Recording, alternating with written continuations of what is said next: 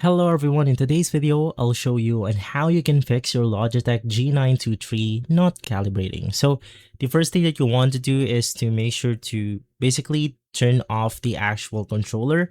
So you just want to unplug everything from the pedals. So just unplug every USB cable that we have right here, unplug the pedals, unplug it from the actual computer, and from there you then want to unplug it from the wall outlet. So after that, what you want to do is to wait for around 1 minute to make sure that the circuit board is drained of electricity, and from there it will then simply reset itself. From there, you then want to plug it directly into wall outlet by avoiding power surge. Maybe you have AVR and all kinds of stuff. So make sure to directly plug it onto the wall outlet.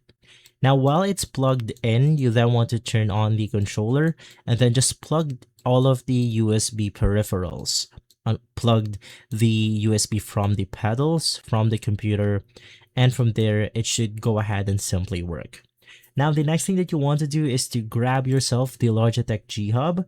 And one of the reasons why this is happening is because we have an outdated firmware, or basically we have a corrupted firmware that's unable to simply calibrate itself. So we could fix this by downloading the official application for Logitech, which is going to be the Logitech G Hub.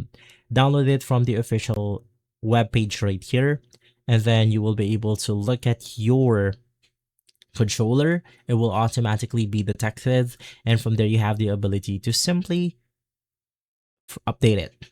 And so guys, if this video has been helpful, leave a like, subscribe, and follow us for more videos like this. Thanks for watching.